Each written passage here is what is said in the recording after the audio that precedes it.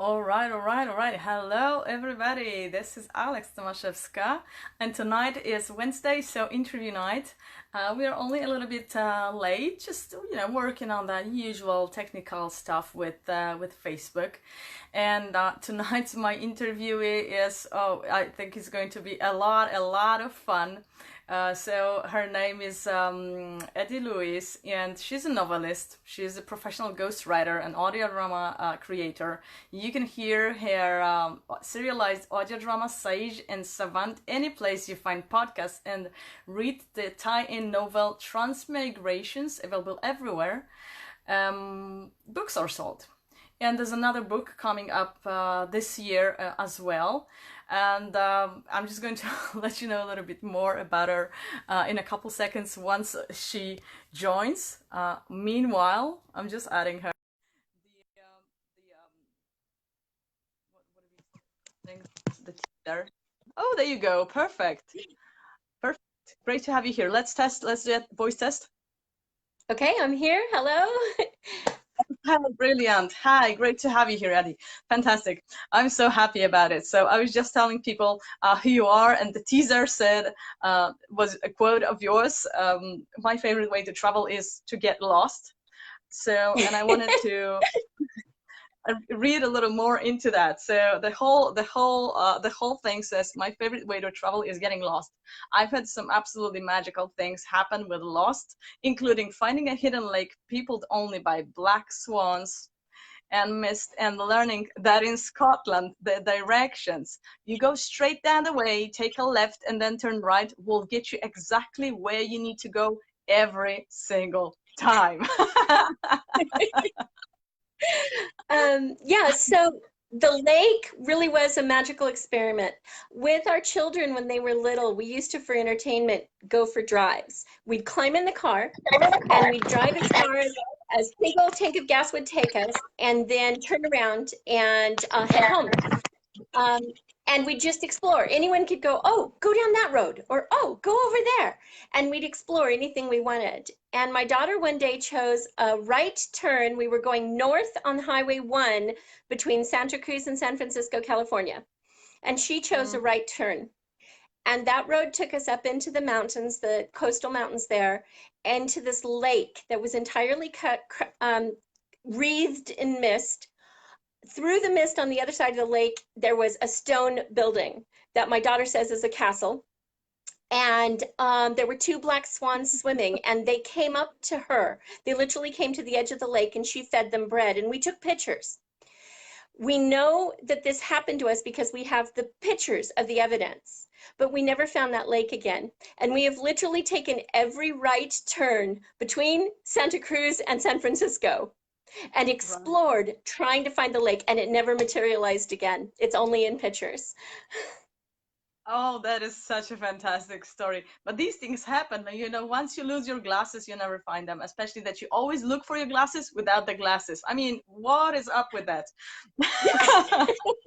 So it's like you can go looking in the place that you put them and they're not there. Yeah, you're Maybe right possible about similar, that. similar thing. Great, great story. Hi, Malik. Good to see you here. So the first thing that I always do with my guests is to crack their personality code, and we've done this with Eddie. I am traveling, so you see a different background today because I'm visiting some friends. So my phone is actually standing on a very very wobbly construction. So if it falls down at a point in time, Eddie, you just carry on and I would just fix it. You don't want to see Okay. what's going on here. But it's a beautiful, beautiful place. So that's one update from my side, and another one is your personality code. I forgot to bring my cards with me. So your personality code is is N for nurturer, and then you're an Mhm. action taker, Mhm. and then you're a knowledge, and at the Yeah. end you're a blueprint. Yes. Yeah. When you did the test, did you see how the cards match your life? Because I can definitely select a couple points in your story where I can see you're a nurturer or an action taker. A little bit about me. I hate personality tests of all kinds Mm-hmm. because they're always wrong. And when I And this first started this, is a I was, very simple, short one, you know, so it can be. but I was pretty sure it was going to be wrong too, because about half of every card was exact opposite of me, and half was true.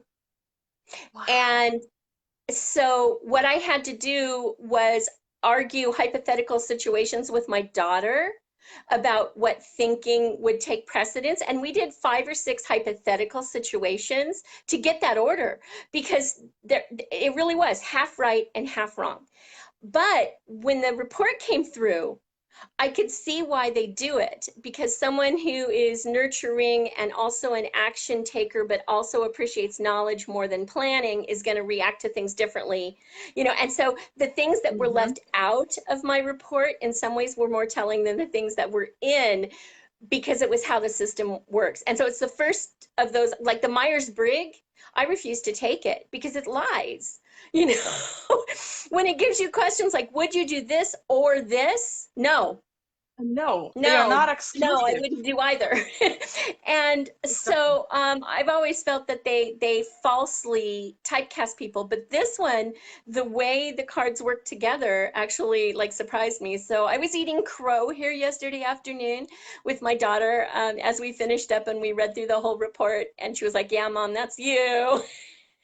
Oh my God, that's incredible. I had no idea. I just asked the question. I had no idea what was going to come. Maybe you have a lot of knowledge. So for me, I have a lot of action, a lot of nurture, and a lot of knowledge in me. And you know, they tend to interact.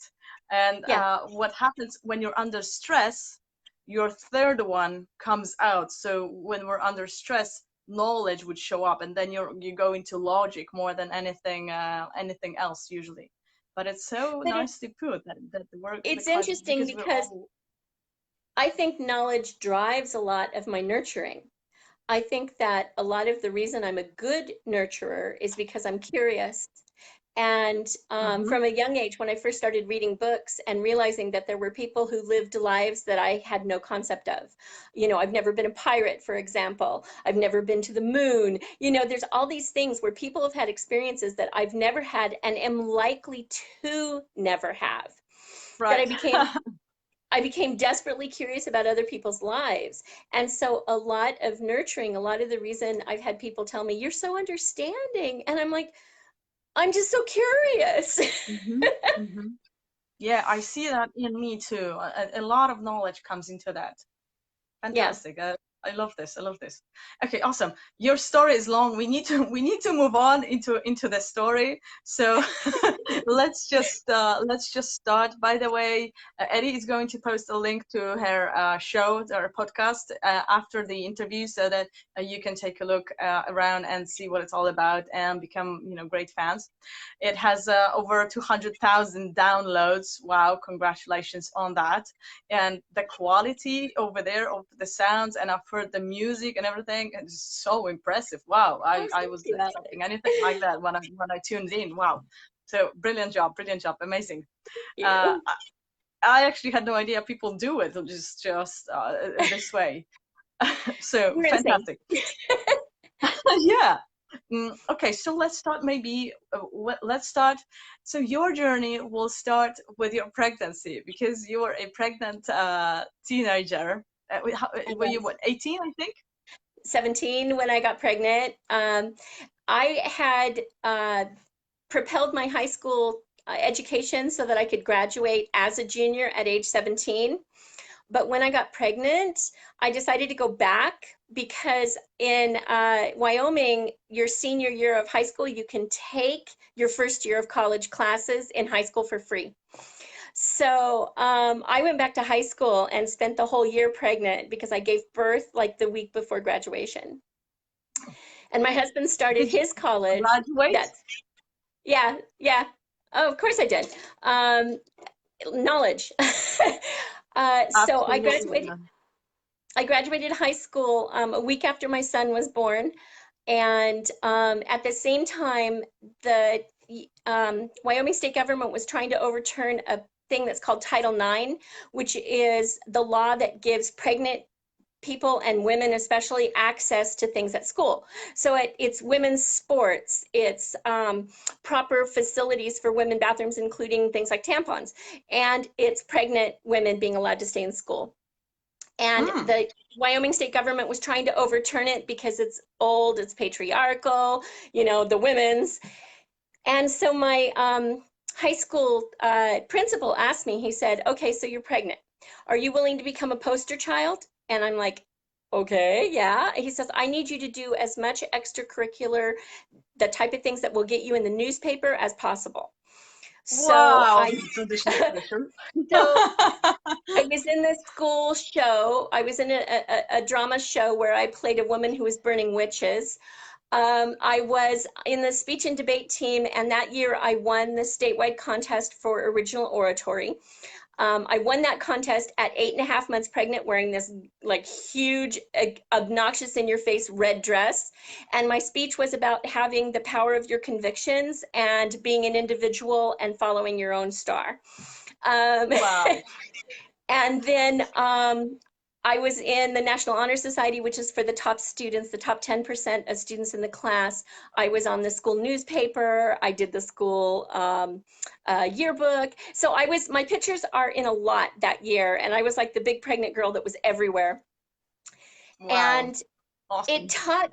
taught me something really interesting though, because all of this sort of approbation that comes to pregnant teens, every adult in my life was like, you failed horribly and now you're going to be a failure your whole life, except for the principal at school.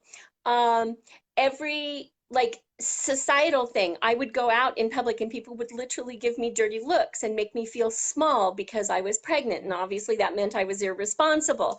And of course no one knows other people's stories, but we're so quick to judge. And what that year taught me was that my achievement had nothing to do with other people's opinions and everything to do with my own determination and focus. Wow. Wow. You learned that lesson very, very early on. Um, Very. It's and the made me a bit follow-up. obnoxious. Well, you have a lot of action in you, and so the combined all of these traits of character can make a really a bomb out of you really. So I mean your whole life and how you made your choices and saying yes. So Eddie here is a master at saying yes at whatever the universe brings. So you said yes to this teenage pregnancy, and then you said yes to the guy that got you pregnant, and I think you just had your 38th wedding anniversary. Yeah, so this year is 38, so it's kind of a Beautiful. big deal. Congratulations. Oh, wait a minute, it's 2019. This year's 39. It's in November. So 39 is married. this year's 39 years, and we're still very much in love and still head over heels doing crazy things together. So Yes, and I want to I have a quote on that from Eddie. I get married every 5 years, always to the same man. It started as a bit of a joke. They told us the honeymoon period lasts 5 years and has become a beloved tradition. I have been married on stage, in the middle of a play, on a sailing ship in the Caribbean, in a building that is older than my country, and several other equally romantic scenarios. Oh my God, that is fantastic. we are I ridiculous. had Because like I said, they said the honeymoon period lasts 5 years, so we thought we'd test that. And the interesting thing that's grown out of this is every 5 years we switch times. My planning is the odd years, his planning is the even years. And when it's your year to plan, part of that planning involves a proposal. And the fact of oh, asking Chip to marry me every 10 years, he asked me, the other, and asking him to marry me, there's nervousness before because he has the right to say no. He has the right. right to say, I don't really want to be in a long-term relationship with you anymore. And it's been that nervousness makes you stop and check. Is everything okay with our relationship? Because before I get down on a knee, I want to know he's going to say yes. So then I'm checking in. Are we okay? Are we simpatico? Are there problems that we need to resolve? And that work starts about a year before the proposal. Then there's the Wow. proposal. And then there's all the anticipation of the wedding because since we don't know what's happening, for example, the year we were married on stage, we were in a show, and the director would let, it was a professional show, paid actors, and if you needed time off, as long as you gave them 3 months notice, they would find a replacement actor for you on the night. So 3 months Right. before the wedding anniversary, I went and asked for the night off, and she said no, the director. And I was furious. I'm like, what do you mean, no? This is the 3 months you have to give me off. And she said no. And when I went home in a rage, my husband's like, oh, honey, I They understand, have but to. you're the lead in the show. And you've got 400 named lines in this play. No one's going to be able to get it memorized in time. No one's going to, the show will really suffer. We'll do something after the show. And I was thinking that's the end of the tradition, because that was our 10th year. So I did it on the 5th, and then this was his first time doing it. And I thought, okay, that's it. It's not going to happen, right?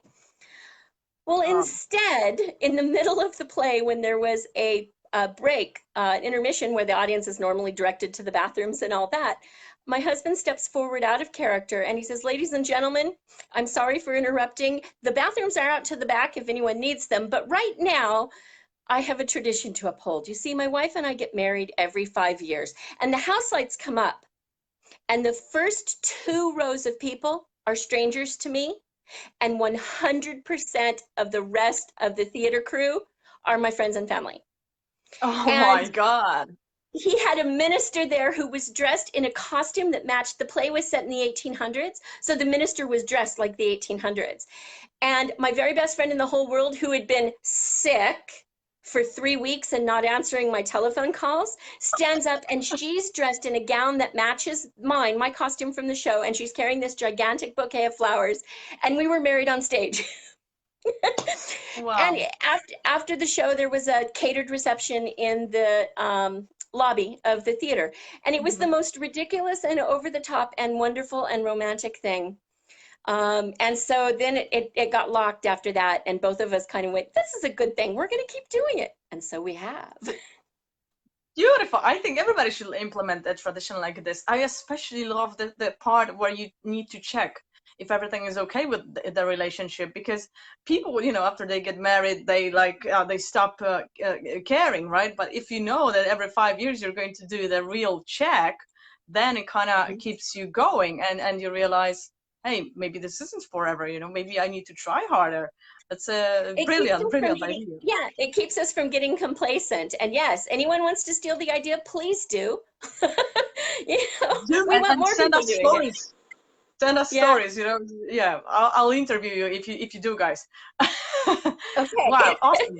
Next year. We were His supposed to to. plan, not mine. So when? Okay, next year. Wow, brilliant. Let me know where that takes place. Okay, so right, so while we're on your relationship, let's just go that way. This is so much fun. And okay, there's another quote. At the age of 40, I took my husband's hand and we ran away from home for 10 years. Yeah. Can you add some meaning there? I was very aware of being a stay-at-home mom with 2 small babies at the time when all my friends were going on gap years through Europe. And in America, we call it backpacking through Europe. And everyone had really dynamic and movable lives, and I was at home. And I didn't resent my kids, but I thought I'm going to carve out a time in my life where I can do that, where it'll be my time, and we'll just go, and we'll no responsibilities and travel and do whatever we want. And so we would tease our children when they were little that they had to be out of the house by age 18, because when they graduated high school, that was it. We were running away from home. We didn't know what we were doing, but we were going to run away from home. And so that was always the tease. My son went on an exchange year when he was 17 to Brazil, and he graduated high school while he was in Brazil. My daughter, angry that her brother had left her in the last year of high school, accelerated her studies. She was 1 year behind him in school, but she accelerated her studies, and she graduated high school at age 16. And suddenly, my 17-year-old son and my 16-year-old daughter both went off to college in New York, which was about as far in America as you can get from California. And we were empty nesting all at once. And then the dot-com bust hit. My husband's a software engineer, and the dot-com bust hit, and um, we both got laid off from the jobs we were in at the time. And so we had the And to severance add, pay. by the time you were an accountant all this time, right? You were doing accounting, which has nothing to do with podcasting, like for 20 Nope. years. It was a good, Accounting. Okay. yeah, it was a good and safe job to have to raise the children. And I started as a charge bookkeeper and worked my way up and took night classes until I could get my certificate and be an accountant. And at the time, I was doing tax audit accounting, which funny, when the dot-com bust hit, nobody wanted their taxes checked. Everybody's like, see no evil. And so both my husband and I got laid off, and we had good severance. And this happened like 2 months after the kids had gone for college. So we kind of looked at each other and we went, okay, now's the time. And Chip Right. said, well, what do you want to do? What do we're going to run away. What do you want to do? And I said, I want to go to college. And he said, okay, anywhere but not California. So I went online and I Googled colleges in Paris, France, colleges in Edinburgh, Scotland, colleges in Helsinki, all the cities I'd ever wanted to visit. I looked for colleges and I looked for courses that I was interested in. And I settled on music because I've always played and sang, although it was all learning by ear. But I thought, I'll take a chance. And my paper application was accepted in 6 different colleges. And then you have to go and do an in-person interview and audition. And the Right. college in Edinburgh was the first one I went to audition for, and I fell in love, and I didn't go any further. And I joined Oh. and got my degree in Edinburgh, Scotland. So we moved, and it was great. Wow. Wow. Brilliant. Brilliant. I just want to point out that you were an accountant, and blueprints are usually accountants, because that's like, a very diligent job. And I don't remember how exactly you put it into words. I just realized it now when we were talking before the interview, but you said like this job wasn't really resonating with you anymore. I was Well, really, it's funny. really good at it, but I was Hmm. really, really bored. Yeah. And Yeah. that That's was one of the unfortunate. things Hmm. with the system that made it hard for me, because a whole lot of things on that blue card stood out as, yes, I do that, I do that, I do that, I do that. But then Clarice, my daughter, was the one who said, but Mom, if you had to choose between doing this and doing that, which would you choose? And that was when I started actually realizing that simply the fact that I have skills in a certain region doesn't mean that I love using those skills or that they're the best thing for me to use as far as following passion. Yes, yes, yes. And you know what? It's funny that we mentioned that. By the way, I didn't plan for this conversation to go this way anyway, and it's much better than what I had planned. So it's brilliant. I love this. Uh, and so many people just get skills and they stick to what they do, and it's not really in accordance with their soul and their heart, but they stick at what they're doing because that's the only skill that they have really, and they I never think it's why realize, we hey, have, it's not yeah, fun. I think it's, I think it's why we have so many unhappy people, Yes, yes, because they absolutely. don't realize that they're not following their stars, as it were. Yes, yes. What a great story. Okay, I wanted to add another. Okay, doesn't. I'm just going to drop in another quote. I gave birth to 2 children, but received Mother's Day cards from a dozen, Yeah. however I said. Okay. I don't think that needs really an explanation. It's just I really love this quote. My home was the gathering place, and because, as I mentioned before, it's my curiosity and my quest for knowledge, I think, that feeds into my nurturing. Kids could come to me, especially teenagers, with whatever their problem was and not feel judged. And a lot of times I think they didn't feel judged, not because I didn't have any judgment, but more because judgment only comes after understanding. And they would be meeting me in that place of I don't understand, tell me more. And that made me a safe mom to talk to. And so I still get regular updates from my very large family by choice. And it's really lovely. Yeah, it sounds lovely. It sounds fantastic. Wow. And okay, so let's move. I need to figure out what we're going to move on next. So, when did you get the idea? So you moved to Scotland, you moved to Edinburgh, and then how did you get the idea to do a podcast out of a sudden? Well, the podcast was kind of a knock-on series of me discovering my creative soul. Um, at first, I began as a singer, and I still adore singing. But in the very first year of college, you have to take a music composition course in the music class so that you understand how music is put together. And what I found was that I fell down a rabbit hole. I was so excited to be composing music that I switched my major from singing to composition. And when you do a composition major, then in your final year, you have to do a concert of your compositions. And my husband and I, oh, this is the other thing. After my first year, I was having so much fun, I convinced him to come and join the class with me. Because he had done an associate's degree here in America, which is the first 2 years of college, they accepted credits from that and put him in at the second year of the bachelor's degree with me. So he joined in the music program too, and we studied composition together. So then in our final year, we did a massive concert. Your concert was supposed to be between 20 and 30 minutes, and we did an hour and a half concert of our combined works. And in the centerpiece of that concert was an opera that we'd written together. And so that led me into writing words and writing books. And I started trying to write books and do things. So the origination of the podcast came from a dream. I'm also a very, very vivid and active dreamer. And I dreamed one night that I was a Victorian scientist, female Victorian scientist. So I was wearing the big skirts, and it was late 1800s, so the big, huge, puffy sleeves that were just at the end of the Victorian era, and the corsets, and the heavy wool skirts, and the big poofy hair and hats. And I was a scientist, and I was in this like Dr. Frankenstein style lab, and I was electrocuting myself on purpose. And I would die. I die in my dreams all the time. I'm also weird that way. And I would die and wake up gasping from having killed myself.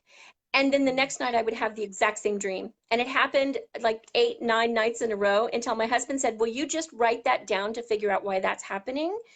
And so I wrote the story to discover why a person would do that to herself. And that got set aside because financial busts seem to have a very strong effect in our life. It was the dot-com bust that sent us to Scotland. It was the banking bust in 2009, 2010 that crashed us out and sent us home. And because the Brits, like many countries, they canceled foreign visas. And they couldn't cancel European Union visas, but they could cancel China, and they could cancel America. And so anyone who was not European Union got sent home at the end of the banking bust. And that happened very suddenly. We had about 2 weeks notice from, hey, we're renewing your visa as normal, to never mind, we're canceling your visa and you're going home in 14 days. So there was a lot of panic. And when we got home, we were floundering. We didn't know what to do. And that story rose back to the surface. And that was when it was like, you know, this could be a book, but we don't have time to do something that, like, books are 5 years from the time you start writing until you possibly see any profit, unless you're doing quick turnaround self-publishing. But really, that's only genre books. That's romance that does well in that. Crime does well in that. But outside of those genres, books just take a long time. And so podcasting was becoming a thing. Audio drama was coming back out. Welcome to Night Vale had come out and was getting huge amounts of press. And we thought, we could do that. That would make a podcast story. So that's what we put our time and energy to as we were trying to figure out where we were going to live and what we were going to do now that we were back in the States. And so it was complete, like, hey, kids, let's do a show. I drafted one of the friends that's in my writing group to be the narrator just because he has a really great voice. And he'd never done anything by it, but I just drafted him in. I said, I'll teach you. We'll do it. We'll manage. And we built a little recording studio inside our apartment, and then it just kind of took off. So we're riding the wave. Beautiful. Wow, what a story. So you just see, there were just so many examples of taking live seizing the bull by the horns and just going with whatever life brings you, going with the flow. So it's never like, oh, I am now out of a job, so I'm just gonna sit and mope around. No, what do we do in this situation? How do we solve this? And what's the opportunity? What's the opportunity that we can grab here? It's all through their life. It's brilliant. And let's mention also your son is a total rebel from what you told me, right? So it goes in the family. Yeah, Did it? yeah, both my kids very much are strong and independent thinkers and kind of do their own thing. But my son specifically, he has been arrested a number of times protesting Black Lives Matter. Police, he's in Portland, and the police in Portland have a really bad problem with the African American community. And so he goes down to Frontline and protests, and he's been arrested a number of times and does that. He works with people coming across the border into America to make sure that there's justice there and to try and stop family separations.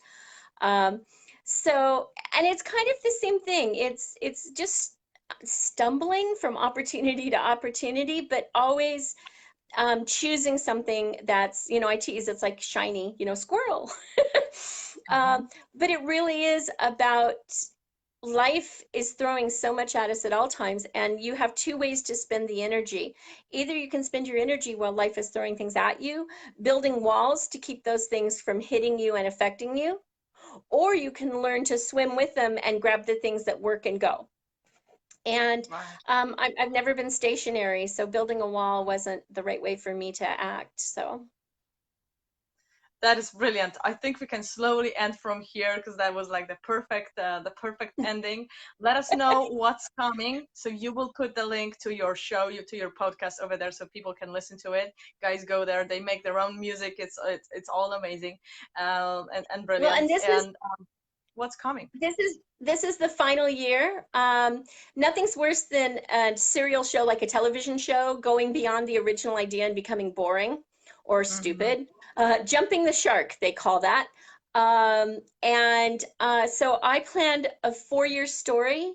So this next season that starts in August will be the last year of the story. So it's a great time to get in. You can listen and catch up on everything that's already there, and then you can listen to how the story ends. And I'm already plotting and planning what next story we're going to do because podcasting is fun. And so we're going to do more of that. I can imagine. It's a beautiful thing to be doing, just delivering pure entertainment to people. And I think you have one show per month. Correct me if I'm wrong. It's one It's show. one show per Right. month, always on the first of the month. But of course, there's something like 52.